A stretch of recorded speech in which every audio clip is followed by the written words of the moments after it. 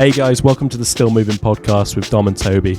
We're both two good friends living out our freelance photography and filmmaking careers, and we want to take some time out to share the highs and lows and the behind the scenes of what that looks like day to day. Hope you enjoy. Oh, there you go. You're going to start from my yoo-hoo, aren't you? Yes, I am. I am now that you've said that. Hello, mate. Hey, How's bro. it going? Oh, mate, it's good. Yeah. How's it going with you? Yeah, it's good, man. I'm still in my garage. Still have the bins behind me. UK garage. I'm grateful, though. Got my hot house lager. Drink responsibly. What are you grateful for? What am I grateful for? Thanksgiving, February 8th. Do you know what, man? I've the last week I've found really up and down. Like some days I felt pretty low. Like today I felt pretty low for most of the day. Just kind of pretty discouraged about life. And then the day before I had a really great day. But generally things on days when I'm feeling a bit rougher, I live with my little baby nieces. So today about 3 p.m. my sister-in-law was like, "Do you want to feed Luna?" And I was like, "Yeah, I would." So I sat in the living room, Pip, my other nieces were nursery, so it was quiet, and I just sat there with her for half an hour and fed her milk. It was just really nice. Do you know what I mean? Little pick me up during the day. It's just a nice moment. Yeah, that is nice. That's nice to have as like a. It is. Go-to. I am grateful to be living with them in this time, because I think, although my beautiful wife is great company, it makes life extra great having little ones around. Yeah. Until they become really annoying, then it's kind of not so great, but that's fine. Sorry, CJ, if you're listening to this. Oh dear. What about you, mate? Anyway, moving on. What are you thankful for, bro? Do you know what? I'm thankful that you said that you had a bad day, because I feel like I've had some down days as well. Lockdown, really? Isn't it? Oh, why are you so surprised? Well, no, is it because I'm such an upbeat and just generally happy person? I think it is. You're kind of one of those guys that keeps yourself to yourself, which I don't feel like, I'm a bit more needy. So I think I tell people if I'm feeling a little bit down. You are. But I'm sorry to hear that, mate. No, not in a super deep way. You don't need to pity you, do you? I don't like that. No. You don't like that. No, not that bad. I don't know, it's the same as what you're just saying, just having those days where it's just a bit like, oh man, like I don't know, all the thoughts. And then it gets worse when you like go to bed and then you lie in bed and you're having them then. That's the wrong time to have those thoughts. Mm-hmm. I've learned. Yeah, man. I've actually been finding I'm finding it harder to get to sleep at night, and my routine is really off. So like last night I went to bed at 11 and I ate too late. So my stomach was kind of hurting a bit. So I stayed up and watched a movie. Just Soph had gone to sleep, and I was like, I'm just going to watch this new Netflix movie. Little plug for Malcolm and Marie on Netflix. Probably the best film I've watched this year so far. No, is it? It's the best because it's filmed on Kodak 35, like the whole thing. Ooh. The cinematography is outstanding. Like every shot is so good, and the dialogue and the discourse, it's kind of like a monologue. It's an hour 45 of kind of like a one shot thing. It's like this couple arrive home from like this premiere. He's a filmmaker and she's his partner. And it's basically this monologue, really so well acted. Oh my gosh. It's Denzel Washington's son. Is he William Washington? No, David? John. Brilliant. I'm on the IMDb page. I don't actually know that. What's the lady's name? I can't remember her name. Zendaya. She's like she started with Disney, I think, and she's gone on to be this ridiculously good actress. That's quite cool. Should I say? On IMDb, she is just Zendaya. She has no surname. Yeah. That's she was listed as that in the credits too. But honestly, their performances were just like, when you watch people act, and it's quite rare that you're stopped in wonder at how good they are doing at acting. You're just like, this performance is just amazing. Like you couldn't fault it. That's really cool. It's so good. And like every single shot, that's what got me the most, is every shot, even the transition bits, were just so good. And it's all in black and white. It's so sick. Oh, black and white, is it? Wow. Oh man. Sorry, that's a complete tangent. But anyway, I stayed up till 1 a.m. watching that and really enjoyed it. Well, the thing is, you can't apologize for a tangent that's actually on topic. That's true. Thank you, mate. We spent 20 minutes talking about trains at the last, not the last one, but the one before. That was actually when I was on Instagram the other day and someone put up I'm following an account. I have no idea what it is, but it's like some film account, and there was a poll up, and it just had two pictures. One was Marriage Story. Did you watch Marriage Story? Loved Marriage Story. So good. That was shot on 16 Great mil. film. On 16 really? Mil. Yeah. And then the one below that's a similar thing. Like, it's an intense movie, but it's such good acting. Oh, it's incredible. Yeah, I watched. Bro. Sorry, the one below. No, and then the other picture on the Instagram story was Malcolm and Marie, and it just had a poll of like, oh, no way, which one? And Malcolm and Marie had considerably less votes. So when you said it was a good film, I was like, is it? But what you've just said then sold me. I want to watch it now. I think it depends what angle you are approaching the film with. Like, you know, me and you, like you're a DP and a director. I'm a photographer. We have an eye for enjoying these kind of films. I think it's probably one of those things that some people just won't enjoy. But I thought the script was so good, and it was just brilliant. I loved it. But yeah, maybe I can understand why people would like Marriage Story more, because it's more of a traditional film. Like, you know, it's got lots of different locations and scenes. This is one location for an hour and 45. Oh, is it? It's okay. I'm gonna stop talking about it 'cause I'm gushing, but it's a treat. I just want to clear up another Netflix little boo boo that I did. Go on.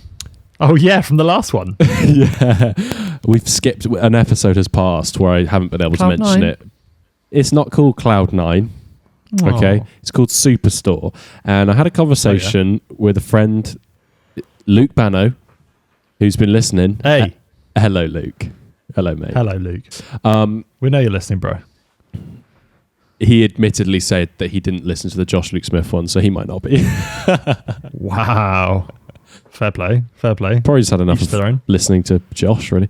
Yeah. But yeah, I was talking to he basically was like, he said he had the same problem where he was like, he thought it was also called Cloud9 because in the program it's called Superstore, right? And guess what the name of the Superstore is? Someone Cloud9 coming into your room. Yeah, I thought so. I was like, yeah, what's up? I think it was the front door. I heard it. It's the ghost. Pretty loud. Yeah, the Superstore in it is called Cloud9. So I just want to, first of all, I want to make a formal apology to you for ridiculing you, for laughing at you when you said, isn't Cloud9 a high school show? Because if you search Cloud9 into Google, it is a high school drama. It is. I saw it on Netflix as listed as high school dramas. Skip past. So, yes. It's what it is. There's forgiveness. Thank you. I watched on Netflix a high school drama, talking for high school dramas, based in New York, like a Brooklyn high school one, but it was really good. High School Musical. Can't remember the name of it, but it was great. No, it's not High School Musical, but there you go. But yeah, mate, lockdown is challenging, isn't it? I found this one significantly harder than last spring. Well, last spring I was in my own home as well. Moved in with my that's true. Brother and sister-in-law. It's kind of just life's a little bit different. So I kind of had my back garden then. And it was summer, and I could sit out in the back garden. It's a very privileged thing to have. But yeah, I think, and also I lost 3 pitches in a row recently. Just feeling crap about that. It just sucks. Yeah, that'll do it. I think it's hard when you keep losing them, and you feel like your career's over. That's how I'm feeling right now. Although I know it's not. And we've got one more pitch in at the moment, which I'm like bracing for impact that I might lose as well. I just haven't heard back from them. So when you're like, I've lost 3, I'm just going to prepare for complete disappointment. And if anything else happens, then it's an absolute bonus. Then win. Yeah. Set your expectations low. Speaking of pitches, discovered a really cool website this week. Oh yeah. Called shotdeck.com. Don't say that fast, because that'll come you're writing it down. Shotdeck.com. I got my notepad, bro. I want to know these things. You're writing it down. Oh, I got a message from I can't remember his name. I'm really sorry. You're probably listening as well. And this guy was basically saying like loving the podcast, been listening to it sort of thing, and said that he now says big things on a WhatsApp. because we said it so many times. Did we say it like 3 times in the first podcast? I think that's quite funny. We did. Was yeah. that Sam Firth? I don't have Instagram on my phone. I'm loading. Do you not? Oh, you've really gone for it, mate. I'm proud of you, bro. It's like a flex. Sam Firth, you've been our biggest supporter, mate. Every time we launch one, you give us a lovely message. Thank you, brother. Appreciate you. No, Dan. Dan. Oh, Dan. Hello, Dan. Dan I know who you're Cowell. talking about. He's a documentary filmmaker and DP. Lovely. Bristol chap. Hello, Dan. That's it. Thank you for your support, mate. He's the co-founder of Vanilla Bear Films, and actually, their stuff's really cool. It looks really nice. That's awesome. Yeah, I'm taking a look, but hey, I'm gonna have a look now. Yeah, no, you should. It's really nice to have people who actually, like, you know, who like I rate their stuff, like listening to this. Do you know what I mean? It's like we're not just chatting to anyone, to no one. I mean, it is. But that's it though, man. Because I think when we were talking about the numbers going down, because we're doing this just for fun, really. And I guess my business brain's a bit like, oh, we really aren't getting very much traction with this. But then I'm like receiving messages from folks that I haven't chatted to for years who are like tuning in and listening and enjoying it. I'm like, this is amazing. Do you know, like, I'm really enjoying this. It's so fun. Do you know what we do a lot of on our own podcast? Is talk about how well our podcast is doing. Hey, no, let's balance that out. Numbers wise, it's not doing very well. Can we get the latest figures out? I feel like every podcast we end up having a little chat about like, it's really nice that people are actually listening. People are listening. It's because we didn't think people were going to listen to two friends talk about random rubbish. The people, we're telling everybody that the people are listening, and they know because they're listening. They're like on that, the plus 15 seconds on they're like skip. Oh my gosh, yeah. They're like, right, skip the first 15 minutes, we'll get to the good stuff. So I did that on a podcast recently. I felt very guilty, but I won't disclose which one it was. Carry on. It's Josh's, isn't it? Do you know what? A steady 60. I mean, I'm making my own average here, but a good 60 people have been listening to each podcast. Oh, we like that. How many people listened to one with Josh? 37. Came out 3 days ago, though. All I'm saying is the one before that had 53, the one before that had 58, and the one before that had 84. So I've leveled that out to about 60 to 70. They're going up then? No, they're going down. Going up a little bit. No, that's me reading them I mean, in like, the wrong order. Since last week. Since we started doing them, they have gone up a little bit, haven't they, each week? A couple of listens per one. No. My point is they have gone down. Okay, that's it. Great. It doesn't matter how cleverly you say it. They are going down. Our sponsor, Squarespace. Shot deck, though, right? To just get back onto what I was talking about. You were talking about pitches and shotdeck.com. Shotdeck.com is really good website. Right. When you're like because we were talking about treatments and stuff like 2 episodes ago. And one of the not the hardest thing, because like I'm constantly saving things on Instagram, screenshotting things. Like I have a folder just on my computer, on my desktop, just like full of just screenshots that I find. So every time you're doing a treatment or coming up with ideas, you can just kind of rifle through. But ShotDeck is this amazing website where they've started categorizing, like they're basically going through all the films, like the whole film database. And you can search by film, you can search by shot type, by cinematographer, whether the shot is got a certain color in it, whether it's shot on a certain type of film, any type of medium. Like if it's a wide, a medium, a close, all sorts of stuff. That's amazing. And like all the films, like all the big films, Skyfall. That's what I'm going to say because I looked at that one the other day. Skyfall and the rest. All the other ones, all the other good ones. That's funny.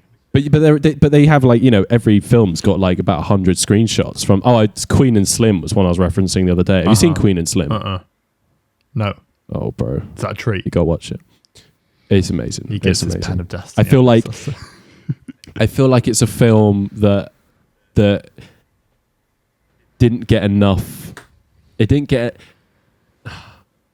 the traction that it should have, basically, at the time. And it is an incredible, it's such a good film. And me and Josh were talking actually about doing a music video, and he said, I want to do this whole idea. And he was explaining the whole idea, and we both were like, Queen and Slim, right? Like, it's just like so obvious. Yeah. And then you go on this website, you type in Queen and Slim, and it's got like 100 plus screenshots from the movie. Let's drag all of those out. And I'm like, sick, I'm going to make that shot. And and it's just so good. Shotdeck.com. Anyway, so Shot Deck, if you're listening, Dom Doring. That's great. Cinematographer to watch. Check that out, bro. Hey, talking about Josh Smith, how good was what he said last week? Are we blowing our own trumpet again about our podcast? No, I had to stop myself very quickly in my tracks there, because I was a bit like, how good was last week's episode? And then I realized that I'm in last week's episode, and that sounds like totally just doesn't sound good. So I just thought what Josh said was really awesome last week. It was so good. Do you know what? It was one of those things where like me and Josh, and probably you actually, all of us three have had conversations like that so many times.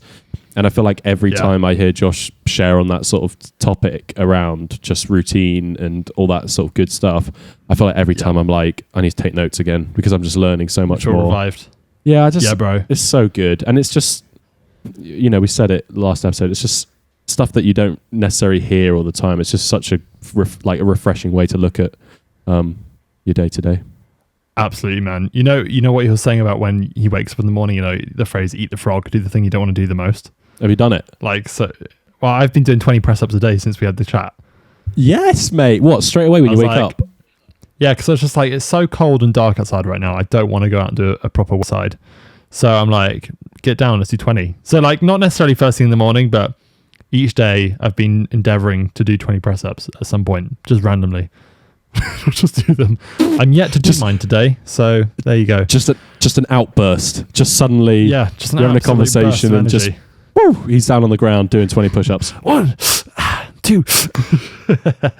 Also, I wanted to say, oh, go on. No, you go ahead. I'm going to say. Okay. I was going to say, last week I should have brought up a thanks to Josh, because Josh came up with the name for this podcast. True. Very true. Did.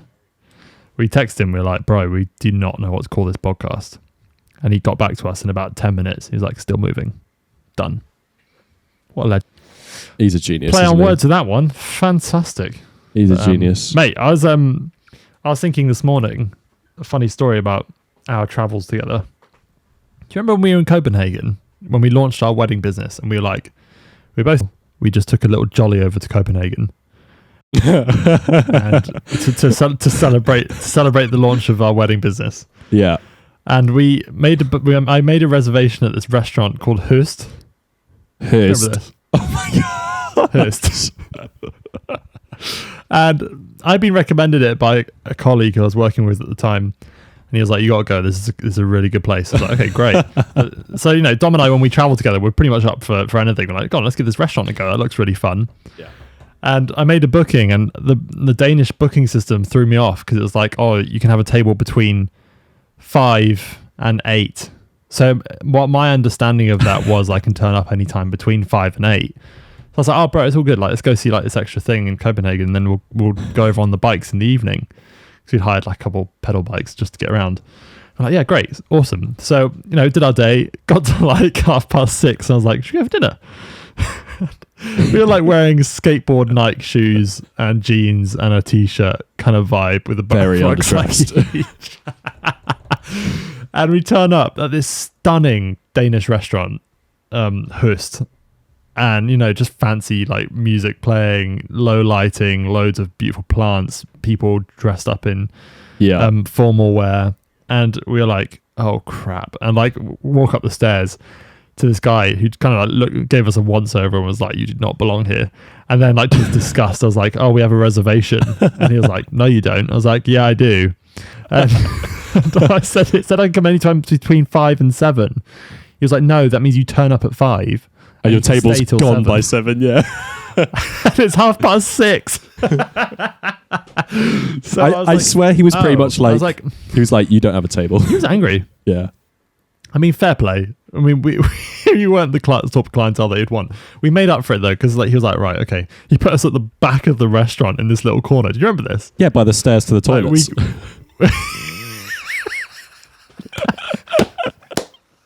Oh mate! Oh my gosh, the waitress was much nicer to us than the GM was. Bless his soul. But we deserved it. We sat down. And we're like, oh, this is exciting. Like, we actually got to sit down and eat some food. Got handed these menus, and it was like, oh, you can do like a 7-course dinner. I was like, oh crap. I was like, we cannot afford this. Yeah, and it's very expensive. Yeah, it was pretty pricey. I think, what was it? I mean, at the time, how old were we at the time? Okay, so I was 19. So I must have been 15 then. But we didn't have a lot of the old cash. We only got the little 10 quid EasyJet flight over. Do you know what I mean? I was going to say, we literally flew with EasyJet. It's like, it's not a BA excursion. Oh no, it was a BA Oh no, it wasn't. I thought you took me. No, it wasn't. I'm thinking about the wedding, which is another fantastic story. That's another good Copenhagen story. The thing is, my gosh, that's awful. You didn't go for the taster menu, did you? You went for like one course. Do you know what? But I did go for the taster menu. I felt intimidated by the taster menu. I was like going in, I was like, I want a plate of food, not 7 plates of food. So you watched me indulge myself in 6 courses that you didn't eat. I loved watching you eat it though, because that sounds really weird. But like each plate was so interesting and so inventive. It was mental. Do you remember the one that came out and had like a tree on it? Do you remember the one that tasted like vomit? Oh mate, I remember that course. That was the dessert, and you took one mouthful. You're like, that literally tastes like stomach acid. Yeah. It did. And like I was like, oh yeah, can I have a little try? I was like, oh, that does taste like vomit. And the waitress came up. She's like, yes, this is a coconut yogurt. With some something this and something that, and that's very much you enjoy. Everyone likes this one. We're like, cheers, yeah, thanks. Yeah. And then, I'd be there like looking at her, going, yes, wow, yeah, really, yeah. Tastes like vomit. Yeah, it's really. Can I share another Copenhagen story real quick? Can I share another? Go on, indulge. Yeah. Let's indulge. Come on. Copenhagen. 20 something. Wedding. No, come on. When was this? 2018. Yeah. Okay. It's a wedding. It's 2018. It's 3 years on. Can I say this? They're not going to hear it because I feel like if I say it, then it makes us look like jokers. But we've closed the business, so it doesn't matter, does it? I think we should probably be wise not to use their names and any specific locations. No, not using Copenhagen. Yeah, right. But saying Copenhagen makes it very obvious. There's no other Copenhagen weddings we have. This couple had so much grace for us considering what happened. Just a disclaimer before you tell the story. Okay, go on. This is actually a funny story. This is a good one. Let's right. We need to get some good stuff in a minute because we're already 20 minutes in. Oh my goodness. Okay, so the whole story basically starts with us first of all getting on basically Toby saying, let's book the last flight out of London Heathrow so that we don't have to. We can do a whole day's work and then get on the plane to go to Copenhagen. Wedding is the next day. We'll get there at I don't know. We were going to get there at like 8 p.m. or something, like have an evening, have dinner, whatever. Yeah. Uh-huh. The only problem with that was that last flight was delayed by like thunderstorms for about 3 hours, was it? We were on the tarmac for 3 hours in the plane. It was awful. Emailing and messaging the client saying... No. Like, well, yes. No, you're right. Like, we were. It was insane. I remember... It was because it was mid-July. It was super busy. And we kind of got on the plane. The thunderstorms started coming over the airfield and all the planes stopped flying. Not as in like the ones flying fell out of the sky. That'd be weird. But like all the ones that are on the ground. All the ones on the ground stopped taxiing. We'd push back. So we were just waiting on the taxiway. Pilot comes on. He's like, hey, there's a thunderstorm coming across. We can't fly. It's not safe to fly in these conditions. So we're going to have to wait for about half an hour. And we're like, okay, half an hour. That's okay. It's like 7:30 at this point. And then anyway, we fast forward another hour and a half and he comes on and he's like, we might not be going to Copenhagen. Do you remember he was like I'd like to be going to Copenhagen. It's a lovely evening in Copenhagen. Do you remember that? I was looking forward to a beer in Copenhagen. He literally was saying. And I was like, at this point, I'm like starting to absolutely kick myself for booking. There's like 8 flights a day to Copenhagen with British Airways. And I was like, I booked the last one because I wanted to be efficient. What's that about? And anyway, so I'm now like, oh crap, I need to rebook a new flight for us, like now. So I look up and nothing for the rest of the night. Apart from like Stansted, isn't it? Bearing in mind, like our call time for the wedding the next day is like, I think it's like 8:30 in the morning, 9. Like, a decent time. And I was like, okay, well, we're going to have to get a 6 a.m. flight or 6 a.m. Nothing. Apart from this one Norwegian Airlines flight, which was £3,000 for both of us to get over to Copenhagen. And like we were being paid like $2,500 for this wedding. So I was like, well, that's all of our profit just sunk with like getting a new flight. And I call him. I was like, do you know what? I'm just going to get on the phone to the guy and just explain what's happening. And then, it all worked out in the end and we did get to Copenhagen. But the next day when I was talking to him about it, I was like, hey, I'm so sorry about the stress we put you through from us getting here. And he was like, it was interesting because my wife and I were coming back from our, pre-wedding day dinner with all our friends and family. And we were in the car and we were looking at each other. We're like, we haven't heard from Toby and Dom. I wonder if they're okay. And then he was like, my fiance was like, oh, I'm sure they're fine. Like, it's all good. And I was like, dude, I said at that point, like I was like trying to rebook a new flight.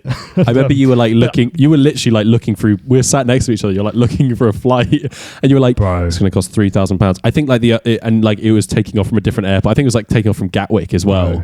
So we had to we would have had to like travel to Gatwick to get, I don't know. It was just, anyway, that's not even the story. That's a life lesson. Don't book the last flight. Don't do it. A time. You can't redo a wedding. You can redo a commercial shoot. You can't redo a wedding. That's savage. Anyway, we did get off in the end. We got there. Anyway, so we're at the bride's house. Right, I'll wrap this up. Oh, you're talking about this story. We're at the bride's house, right? Oh, wow. Yeah. And the thing is, when you're a bloke and you're at the bride's house, there's certain parts of it that you just don't photograph or film or even be in a room for. Gotta be sensitive. Gotta be sensitive. Lovely apartment. Lovely. It was actually a lovely apartment, wasn't it? It was a lovely apartment. It was a 30-degree day. It ended up being 35 degrees. It's hot. It was a hot day. It was a hot day. And so we're in there taking photos, videos of these bridesmaids. I think it's like 3 bridesmaids and the bride. And then the bridesmaids are like, she's going to get changed now. So they kind of like go into the other room. It's like almost like one big room, isn't it? And she's kind of like, there's no real doors, I feel. It was like she was kind of in the corner. Okay, technical hitch. Toby's mic just cut out, but we're back. Fantastic. So what were you going to interrupt me with, Toby? Go on. I was going to interrupt you saying at the bride's house, the bridesmaids specifically came to us and said, could you guys go out onto the balcony and don't come in until we say come in. Let's get into that. Sorry, bro. Do you know what? I'm going to shut up. I'm going to let you finish the story because I find it so annoying when people do that to me. And I've just done it to you. So, but Toby's right. We were asked to go out onto the balcony. Here's 2 very tall bath boys stood out on the balcony with their backs to bath boys. This lovely apartment, right? And we're stood out there, right? Thinking, this is what you got to do. You get out of the way, right? And I think either one of the bridesmaids or the bride obviously is talking to another one of the bridesmaids saying something. And then one of them says, okay. But in the tone of voice that basically sounds like, okay, come on in, right? So Toby does a 180. Confidently. Straight into the room and just straight up sees the bride fully naked. Shit, oh, man. It was just not one of my finest moments. Stepping into a wedding dress on her wedding day. All because one of the bridesmaids basically went, okay. Butt naked. Like, butt naked. And I went in and I did the 180, took one step forward, clocked her. I was like, there is no bra on her. Spun like almost on the same foot I took the first step with, 180 to go back out the door. It was quite good, to be fair. Like, it was pretty quick. I was like, oh, sorry, and everyone went, oh. So I like how no one said anything about it. And then you kind of came out like no one. You came out like giggling to me, being like, just went in and the bride was naked. And you were like, what? It's like, she was naked. Do you know what though? Like, they were amazing about it because no one said anything afterwards, which was what needed to happen. No, and we just carried on as if nothing ever happened, and it was fine. And it was a lovely wedding. It was a lovely wedding, and yeah, all was good. Just funny stories. Yeah. Funny stories. That's a lot of Copenhagen stories, but good times. To be fair though, going back home from that wedding was much better than going away from the wedding. We got up late, went out for some brunch in the old Copes. Oh yes, we did. Copenhagen's, and then is that when we went to Feta Feta? Feta Feta is closed. I know, but did we go to Feta Feta that time? We went to Feta Feta. Yeah, we did. Yum. Yum, yum, yum. Right. Anyway, I like what you were. Me and Toby message frequently, friends, you know. And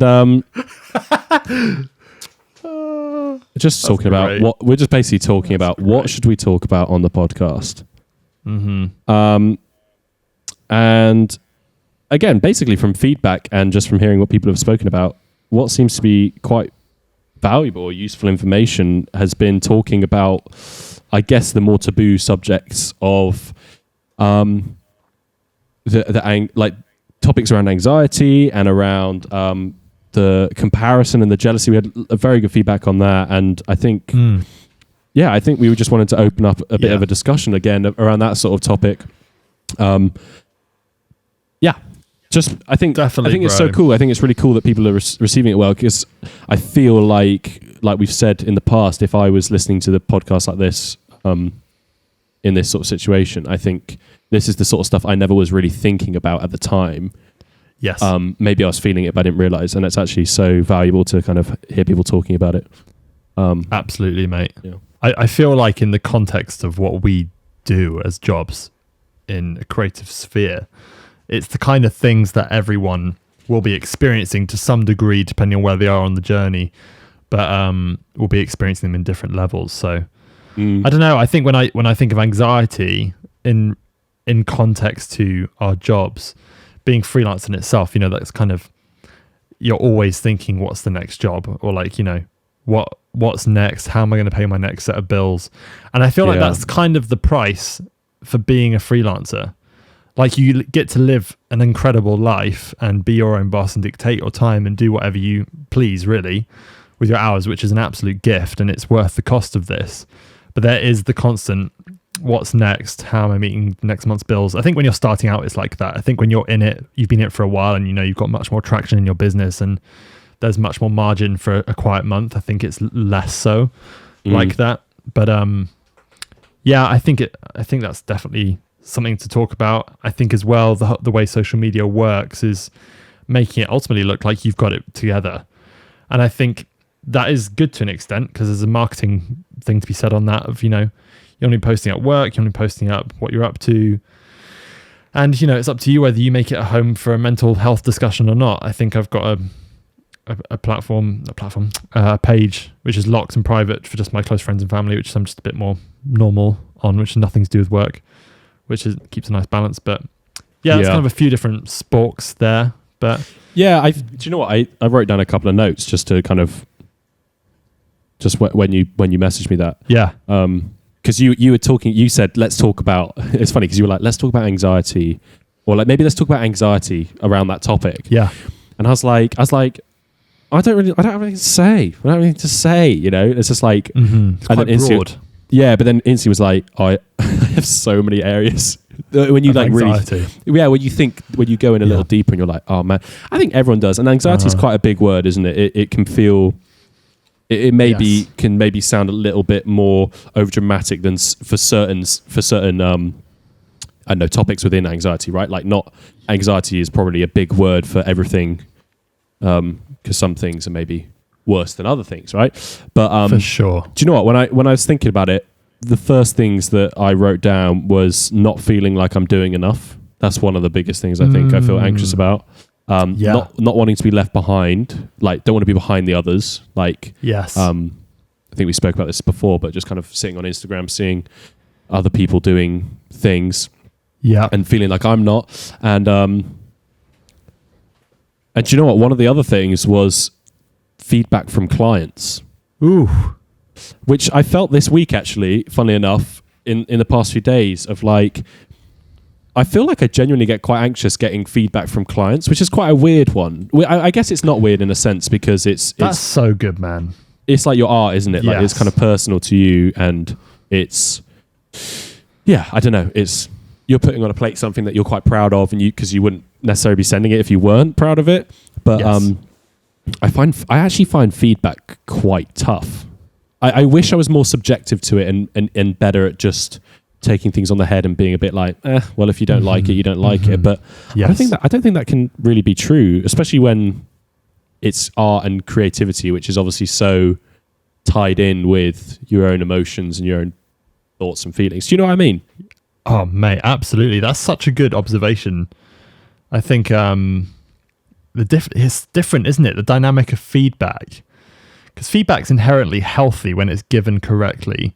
And I think when you're at university or college or, an education level of anything with a camera or any subject for that matter, feedback's essential. And it's also very low risk. But I feel like you're so right. Like when it comes into the context of work and you are being paid a commission to produce a standard and set of work as well attached to it, and then it's just different. Like the constructs around it are so different because naturally you want to please people, right?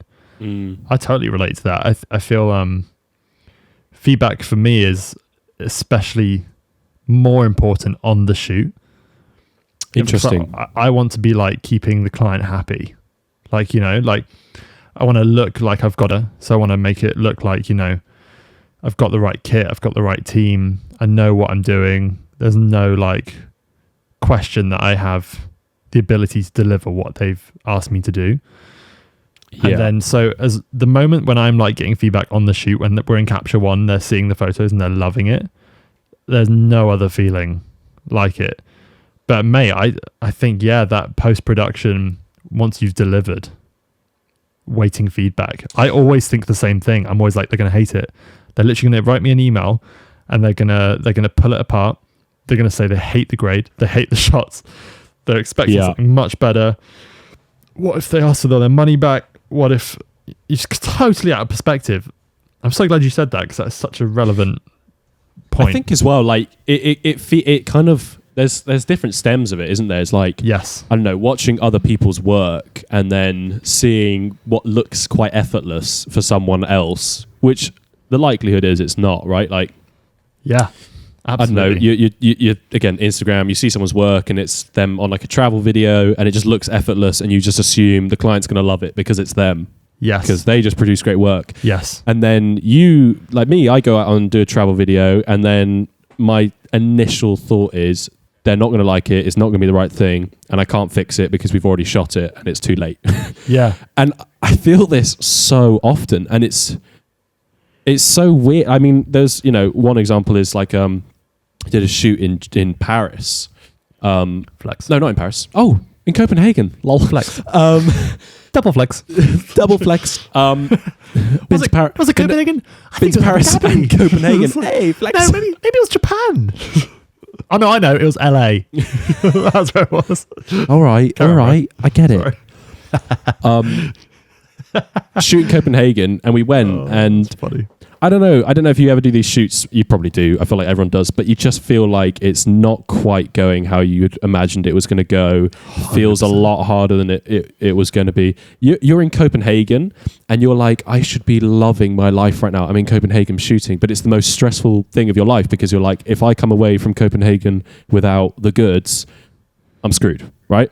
Yes. And I'm stressing about it. I'm talking to, I went with a friend. I'm talking to my friend who's, who ultimately is in charge of the client and all this sort of stuff. Uh-huh. And we're literally going back and forth. And I probably was a bit of a downer, really, because the most part I was thinking we need to be getting this shot because otherwise they're not going to want the video because it's not going to be right. Or we need to do, all this sort of stuff. Yes. And we did all the stuff. We get to the end of it. We send them the project. And I'm literally like, I got my fingers crossed, please like it. So irrational. The whole thing's irrational, right? Because ultimately I'm there. I am there for a reason, whether I like to say that or not. Obviously I am, because otherwise you don't just fly someone to Copenhagen for a laugh, right? Yes. But they came back and they loved it, right? And I'm like, awesome. I wasted days, so the whole trip. I ruined my trip. Freaking out that they weren't going to like it. What is that about? Yeah. Oh, mate. I completely relate. I really relate. It's so weird, isn't it? I feel like it's kind of a bit of a journey with this sort of thing because I think photographers that I see who are 10 to 20 years ahead, there is a self-confidence about them which is different. Definitely. In terms of on shoot, just because time builds confidence with this sort of thing. I think the more times you're out doing it, the more you know how your equipment behaves, the more you know how light behaves, the more you can get a real grip on their expectations as a client. I think that's it, really. It's like nailing down the expectations beforehand. My biggest learning curve was learning that delivering 200 pictures for a shoot was insane. I was on a mad amount of pictures. And my highest paying clients often only expect 10 to 20 pictures. Wow, really? And that's all they want, but every shot has to be absolutely banging. Like, that's cool. Do you know what I mean? So it's a little tangent there, but do you know what? I was listening to the X Negative podcast. It's such a good podcast by Greg Fennell and Tom Barnes. I've plugged it here before, but they do interviews with photographers and agents, art directors and producers. And they brought on a photographer called Chris Floyd, who's a seasoned guy, great photographer. And it was really nice to hear him. You know, he's been in it for like decades. And he said he still comes back from the odd shoot and he just goes, what the flip was that? Like, oh, really? Just like, use a bit stronger language than that, which I don't feel I should start doing on the podcast. But no. Censorship.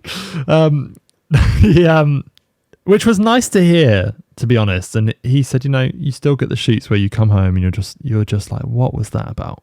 Just like, that was just shit. Like, the whole thing was awful. Oh, he did it. He swore. Sorry, I know. It deserved it. It was just what he said. Just quoting people. I'll put an explicit thing on this one then, I guess. Oh, no. But yeah, mate, I think that has to be it's funny, isn't it? Because sometimes I can hype up a shoot so much in my head. I'm like pumped about it.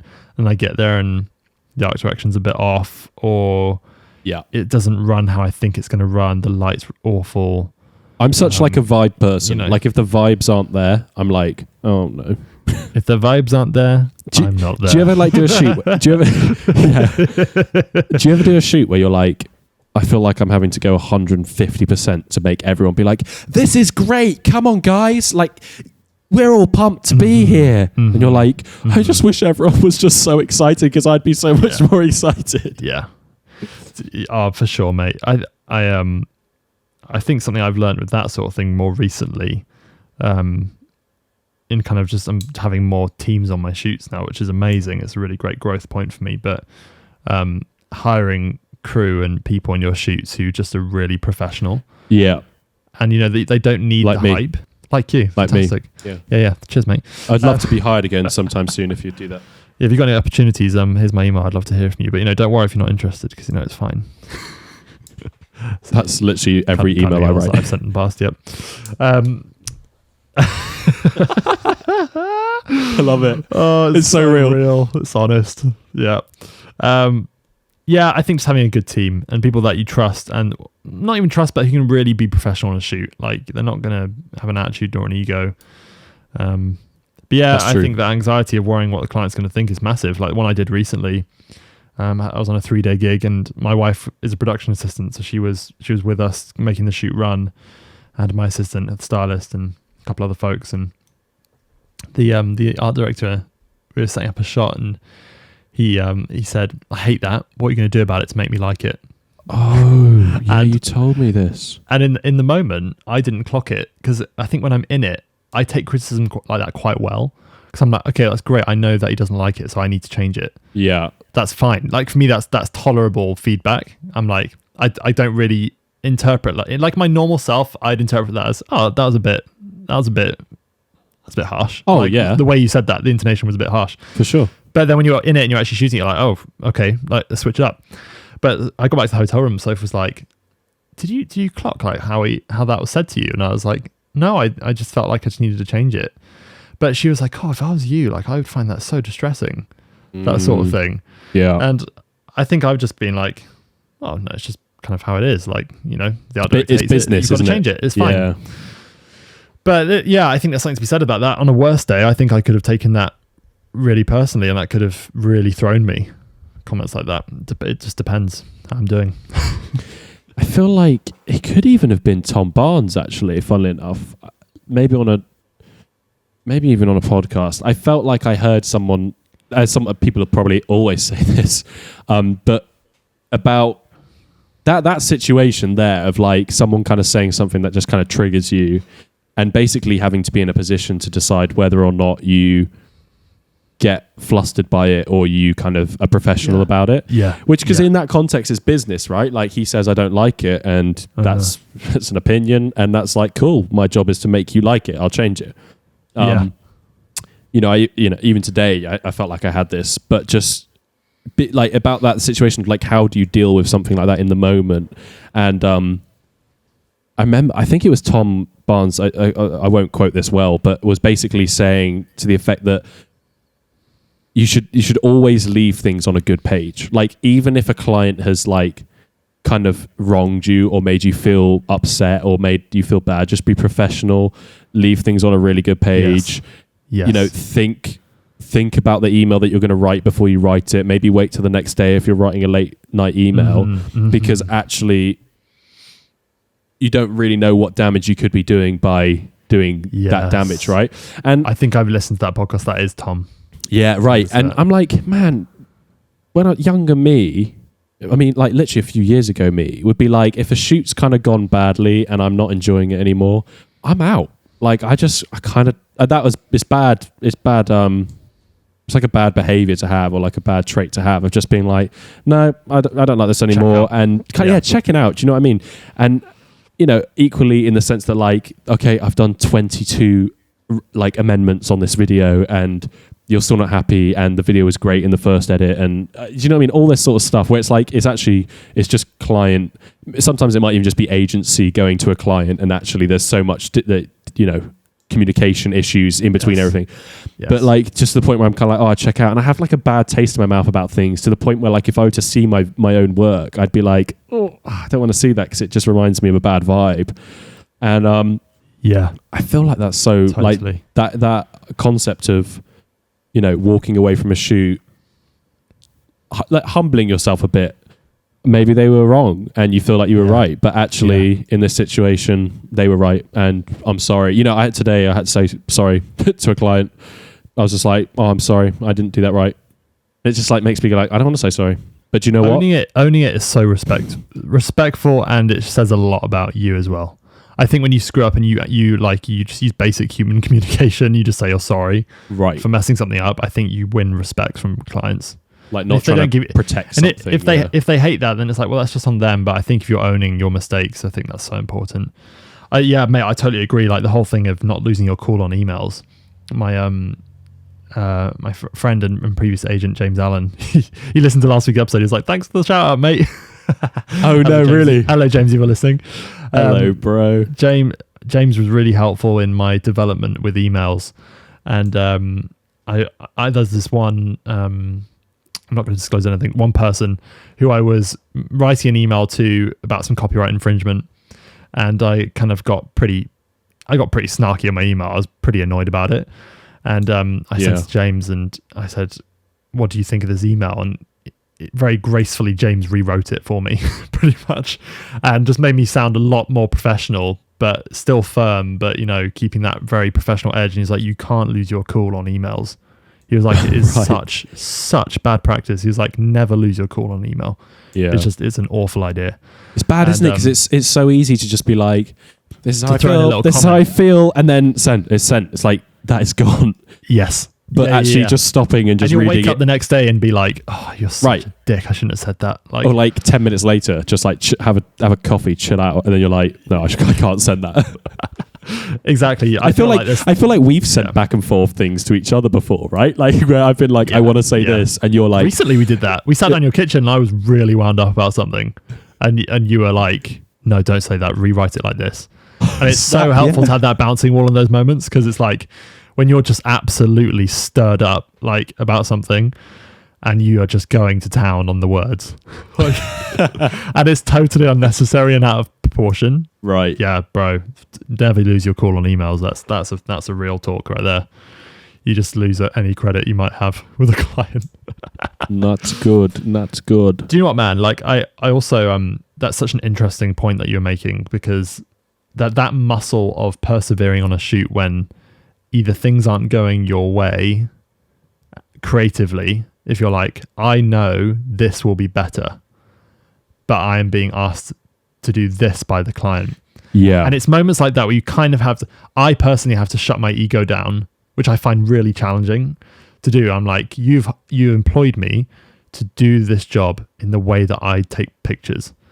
So stop talking. Let me take the pictures. Yeah.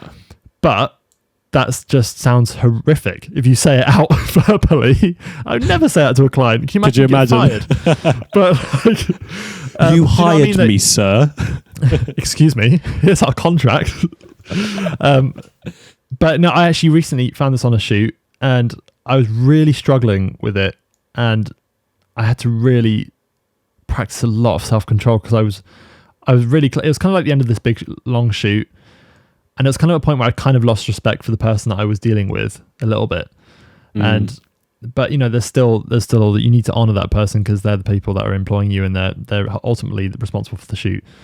And I just had to take lots of deep breaths. And I kind of walked ahead of everyone just to really try and collect myself because I was getting so stirred up about it.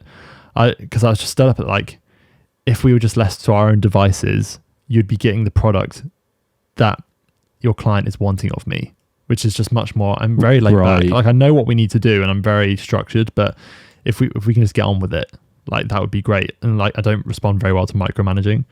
Yeah. So yeah, bro. It's a muscle which is growing for me, and it's not well trained yet.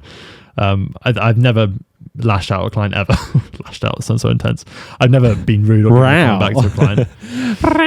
It's just not appropriate. Bad professional practice. But yeah, it's internally still because I'm the kind of guy that if I'm pissed off, you can tell that I'm annoyed, like just by my face. Like we've got enough friendship to know that I'm the kind of guy. I just find it really hard to disguise any emotion. Some people are much better at it than I am and can really just be okay. I like to think I'm good at it, but I know I'm not. I think both of us probably to some degree struggle with it to some extent. You're angry. You're angry. No, I'm not. Yeah. I'm always like this. I'm always really sure. You just become super passive, and then they're like, "Do you think we should get this shot?" And I'm like, "Yeah, you could if you want to." Passag. Shout out to Eleanor if you're listening. Thank you for that one. Anyway, mate, I think that was such a good point that you made in terms of anxiety and feedback from clients, and because I think it kind of comes down when you get negative feedback. Mate, it's such a good point. I didn't even think about this. Like there's like a drop in my stomach as soon as I start reading the negative comments. Oh yeah. And I think I've done an awful job. This is falling apart. I won't be like paid for this. Like they're going to sue me. It's like so insane. Yeah. And then I have to read it again and be like, oh, they just want that one picture's light level change. It's fine. Just go away and do it. Yeah. And they're like, oh great, that's fine. Thank you. I'm like, this is part of the process. I think it's like part of why I love doing photography is because it's quite quick and it's a transaction. You know, you do the shoot, you edit, you retouch, you do a round of feedback. Sometimes you may nail it and it's great and they love it. And then, you know, you're done. You move on to the next thing. I think it's different within your sphere of kind of DOP and editing and rounds of edits. I feel like it's different, right? Oh, I'm so jealous of that workflow. I'm like, I want the quick. Yeah. It's done, but it's not. It's 3 amendments, which is fine. But it's not at the same time. It's got a different feel to it, yeah. But, do you know what I totally agree. Yeah, appreciate that. Yeah, one thing I was thinking on this is like, I was writing this down of like, you know, what interesting thing do I have to share about this whole thing, or am I just going to basically open up and go, I really struggle with feedback, you know? Yeah. But I was like, I feel like one thing in the past year that has, or maybe past 2 years actually, that has really helped me with this sort of thing is switching off my emails at the end of the day or over the weekend. Mm-hmm. Because what you just described then, the sinking feeling you get when you see an email, even if you just see that little notification that just shows you a little, like, you know how it just shows you a little snippet and the first few lines are like, yeah, when we need to make some changes to this and da-da-da-da. Even if it's not bad, but as soon as you see that, your mood changes, right? And it's 7 p.m, I'm chilling out with my wife, we're watching a film, and my phone pings and I see that, and it changes my entire mood, like instantly. Yes. And naturally it does because it's important to me, and I want it to go well because I actually care. Yes. But turning off emails on the weekends and at night, and when you go away, out of office replies, has been such a game changer for me, because it's like I can define the time. It's like when I start my work at 9 a.m. or whatever it is, when I see an email, then I'm in work mode, and actually it can't hit me as badly as it would in my off time because not my guard is up, but I'm ready for it. Like I'm expecting it, right? Like there's going to be feedback today. That's fine. Whereas when it's 7 or 8 p.m, you're having dinner or you're with your friends and you're having a laugh and then ping, oh, they didn't like it. You're not ready for that. Like that's going to hit you twice as hard because you're in your chill mode, right? Yes. I don't think I realized that was happening to me until I just kind of came to the realization, just switched off my phone or like stopped looking at my emails. Yes. Oh, it's so good because I creating boundaries around when you can receive communication.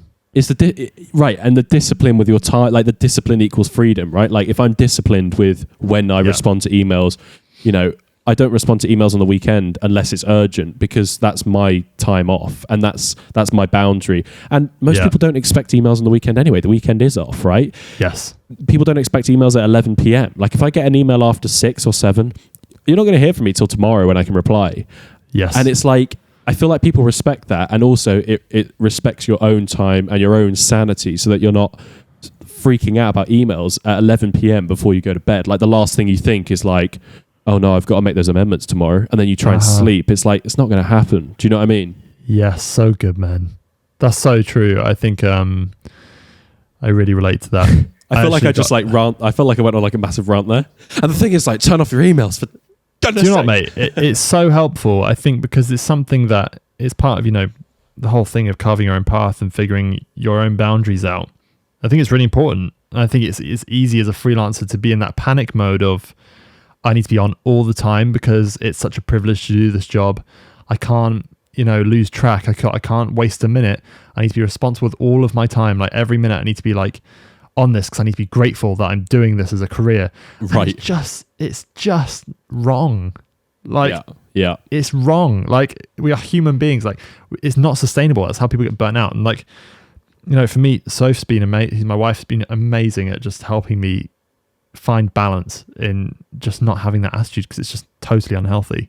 I think there's a lot of people that won't have that, but I think for me, I've definitely struggled with that, being like, I need to steward this privilege really well, which I think, there's something to be said about that, but then they're stewarding it in a way which is almost detrimental to your own well-being, which just isn't okay.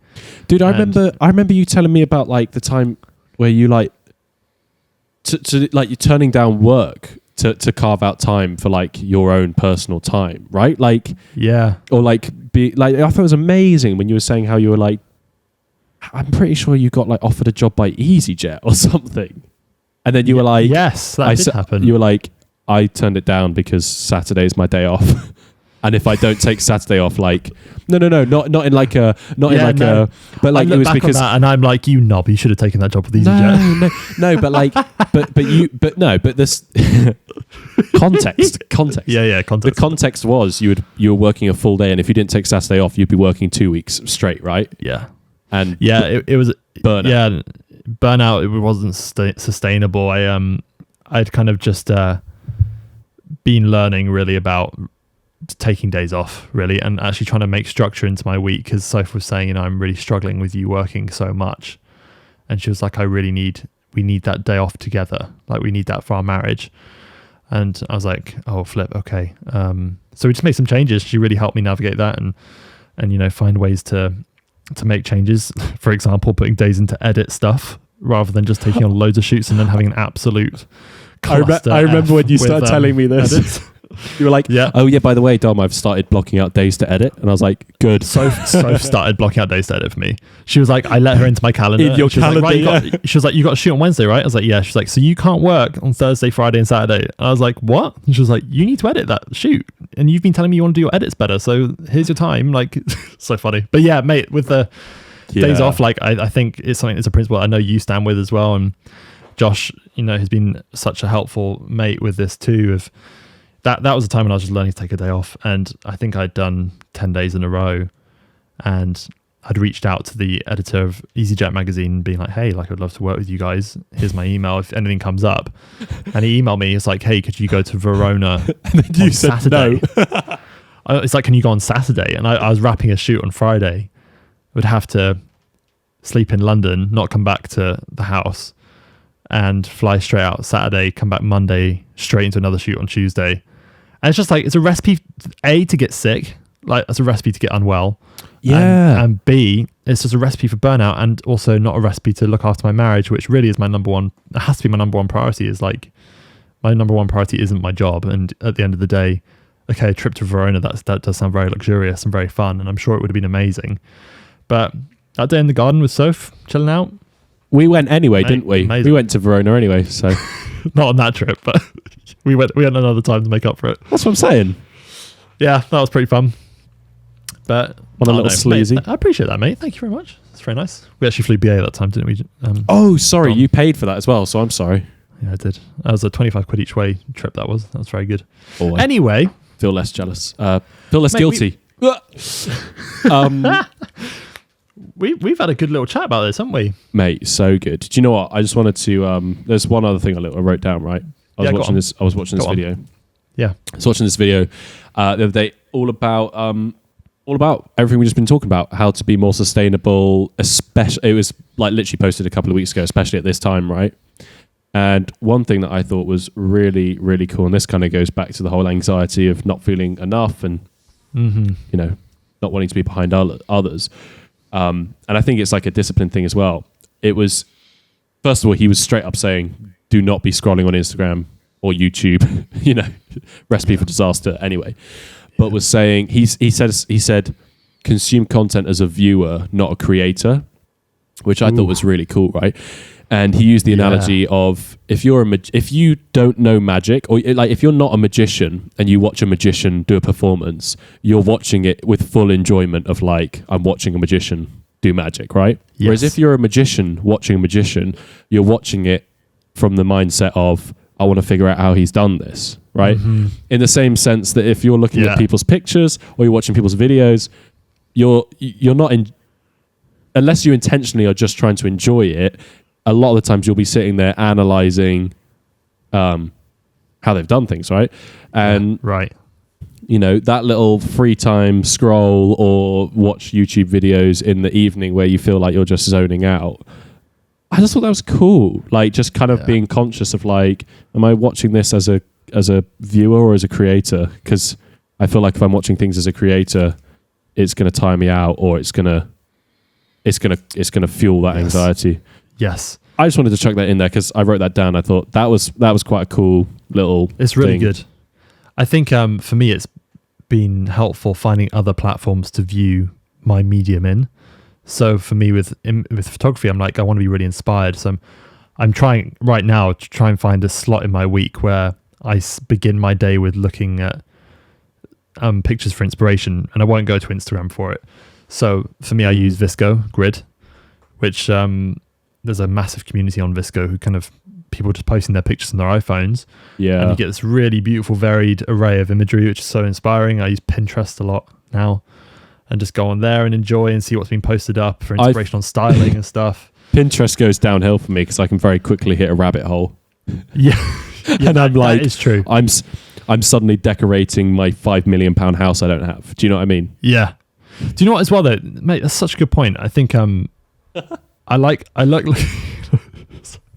that thing where you said something really funny and then I just went straight past it. No, you didn't. No, you didn't. Don't analyze it. It's not funny.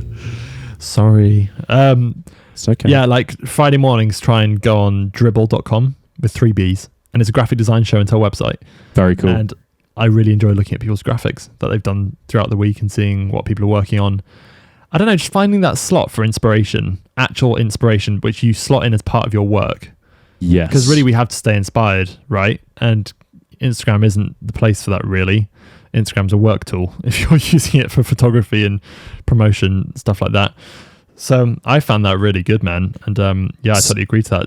Changing the lens on which you consume has to be intentional. Same for me, man. Vimeo is like, if you're watching something on Vimeo, it's likely to be high quality. Especially because the real filmmakers are. Well, they've got the staff picks and they've got like the different categories and stuff, and it's like that picks the next staff picks. It's not. No. No. Okay. That's true though. When you get a video of the staff pick, you know it's going to be good. Dude, like that Tim to the Wild one. Just like very good. Very good. It's just like I don't know what the concept was necessarily, but visually I am I've screenshot the hell out of that thing, and it's in my cinematography folder. Your desktop is plastered. It's just if you go next door, it's just get a new all over. wallpaper today. Yeah, right. Yeah, there it is, mate. Yeah, I totally agree with that. But yeah, that was a little side chuck. I love that, mate. I think there's so much that could even be chuck. expanded on within the context of anxiety levels and managing it. And even like Soph gave me this really interesting observation of me the other day, and she said, "You're gorgeous." Well, there is that. I mean, obviously. She said when you get a lot of work on, you have like a flurry of inquiries or work. She was like, you become this like hyper puppy, and you kind of you stop being present immediately. So she was like, woof. Woof, woof. I'm a hyper puppy. Not hyper puppy sounds too playful. I just become really driven really quick, and just go into absolute top gear, and I'm just all I can think and talk about is work. And she's like, when that happens and you have busy periods, all you talk about is work. And she was like, it's okay. Like I don't mind. Like I always listen to you. But she was like, it's kind of exhausting, and then it made me think about myself being like, actually, that's really not healthy. Like when I don't have any work, like now, I kind of feel like the world's ending and my career's over, but then it'll all come in a flurry. And then I feel on top of the world. I feel like the dog's bollocks of the pick, like photographers, and then it'll all go again. It's like waves. But then like managing myself and my attitude and my conduct within those two different periods, I'm two very different people within them, I think. And that's for me something that I'm learning. And I'm just at the moment really observing of myself, like how do I change when things are busy and great, and how do I change when there's nothing and everything's pretty desolate? Because it's two different people, but they both involve anxiety. Yeah. Oh, for sure. If things are busy, you're anxious about sustaining it. When things are not busy, you're anxious about not having it. Oh, bro. Dude, I can relate so much. I can relate so hard. I can relate super duper hard. You need to stop saying that, bro. Stop saying hard. Ruff, ruff. Woof. Anyway. Mate, that was cool. Very nice. Do you know what? The thing is, I love about that sort of stuff with you regardless. I feel like we dive into that sort of topics all the time, so it's just nice to be able to do it and know that other people may or may not get something out of it. Okay, well, I hope it's helpful to someone, because I think the facade of everyone having it together is just generally not healthy, and I've fallen guilty to that many times this week, in fact. Dude, same, which is why Instagram has been deleted. You have been deleted and removed from the phone. Goodbye. Of Destiny. Anyway, yeah. I'll tell you a film not to watch, and that is Crazy Rich Asians. Not good. Did you not like it? Tell you a film to watch, and that is Palmer. Okay. Okay. Wouldn't it be cool if we just ended the podcast like that and then it just finished? Oh, that's brilliant. Do you know what? I want to watch Palmer. I think that looks like a great watch. Have you watched Crazy Rich Asians? I have. I enjoyed it, but I watched it with my mum. No, you see, I kind of enjoyed it too, though. Oh, were you trying to play it cool there, bro? I was just basically saying... You put feelers out, weren't you? Don't watch it. It is pretty trashy. I mean, I watched it with my brother, my mum and my dad a while ago, and I had a good laugh. It's a bit nothingy, though, isn't it? It's a bit... nothing happens. It is... I mean, what? It's kind of like got a similar chick flick feel to it. It's just, it's a little bit trashy, but it's got a few funny moments, a few little... that's funny. But then you watch Palmer, and it's like... It's a very different movie. Have you seen it? No, but I've seen adverts and you've told me about it and it's meant to be very good. Have you seen Oh, go on. Sorry, mate. Go on. Oh, Toby, I'm gonna... Oh, you're such a little puppy, aren't you? Naughty. Naughty. This is losing traction really quick. Palmer is incredible. The young boy who acts in it, honestly... is probably like the best young actor I've ever seen. I mean, maybe really? I just haven't seen enough young actors. Just so good. Like, not for a minute was not for a minute there was no unconvincing moments. Like he was super convincing the whole way through, even to the point like Justin Timberlake's a great actor as well. Yeah. But in the film, to the point where I'm like, you can see Justin Timberlake is acting. Not badly, but like you're aware that, at points, okay, he's an actor. Whereas with this kid, you're just like, man, you're a kid and you're that. Just love it, man. Love that sort of thing. It's awesome. And also the trailer music to it is phenomenal. It's my new favorite song. Do you know what? I'm going to watch it at the weekend. Check it out on Spotify, all the places that you consume your music. The music. Sorry, I thought it was talking about Palmer. I was like, Palmer is not on Spotify. Oh, Toby, you're really getting to me today. You're naughty. Naughty. Have you seen the King of Staten Island? No. Is it good? Yes, Pete Davidson. Yes, no. I had to think because there's something else that I thought it was. But yes, no, I haven't. What's it like? It's spoil it for us. It's Pete Davidson, so it's pretty explicit, but it's Is it a comedy? Depends what you find funny. I feel like he's a comedy. He's a comic. I think he's not. I don't think he's a very good comic. Like I've seen some of his stand up and I didn't really like it that much. But I feel like comics who rely on swearing to make themselves funny aren't really comics. They're kind of. It's just not the same thing. Like if you can make an audience absolutely cry of laughter without swearing, you're actually a funny person, I think. Who's your favorite comedian? My favorite comedian? Oh, I've been watching quite a few on Netflix recently, which I've been enjoying. But I feel like the staple guy is like Michael McIntyre. Do you know what I mean? Do you like Michael McIntyre? I do. Which one did you watch? I watched one the other day of his on Netflix. Probably watched the Netflix one. Is it the O2? Do you know what? One. Do you know what? I think Kevin Hart is one of my favorite comedians. Interesting. Yeah. His recent one from this year was awful. Like it was so not funny, and I think he's quite hit and miss with this sort of stuff. Like the one he did at the O2, I thought was pretty funny, but his really early ones, like Don't Laugh at My Pain. Yeah, I know which ones you're talking about. That is just sublime. It's so funny. Like yeah, I was crying laughing at that one. But I find that sort of dark humor, like that sort of thing, quite funny anyway. Like those sort of like jokes which are kind of a little bit over the line. That's kind of what I quite like. Oh, risque. Anyway, yeah. What about you, bro? You used to like Lee Evans, didn't you? Oh, I love Lee Evans. He's still into him. I haven't watched him in ages, but I can rewatch any Lee Evans show that I've seen and it will make me howl with laughter. Mm-hmm. Lee Mack as well. All the Lees. Lee Evans, Lee Mack. And do you know what? I don't know if I want to say this. Ricky Gervais. He really makes me laugh. He's pretty funny. He's a good example of an over-the-line guy.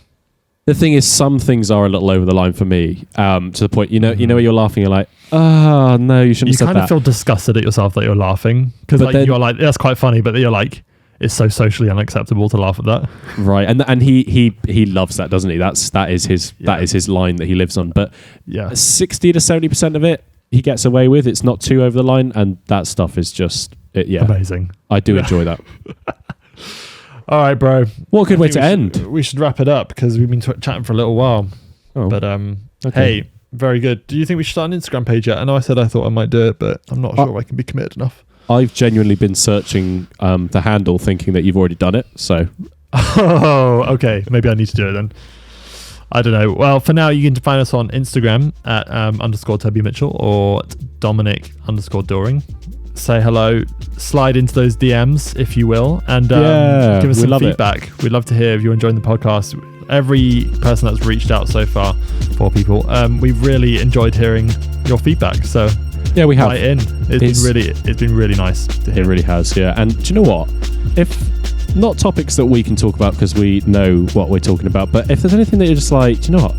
I really resonate with that, or this is something that I've struggled with, or this is interesting. Drop us a message because I think it'd be fun to hear what you guys are actually doing in the real world and whether we're just chatting absolute shite. Okay, since Toby's already ruined this podcast with a swear word. Gordon. Sorry. Gordon. Blimey, that isn't a good impression. From anyway, into the pan, you put the sea bass up on the skin, beautifully fry. Anyway, I feel like the other day I was doing a good impression of someone, but I can't remember who it was. So, but I really want to do it so that I can see if it was good. But cool through, bro. Anyway, have a good week, mate. Much love. Love you. Great to chat. I love you too, bro. And they call it puppy love. Woof.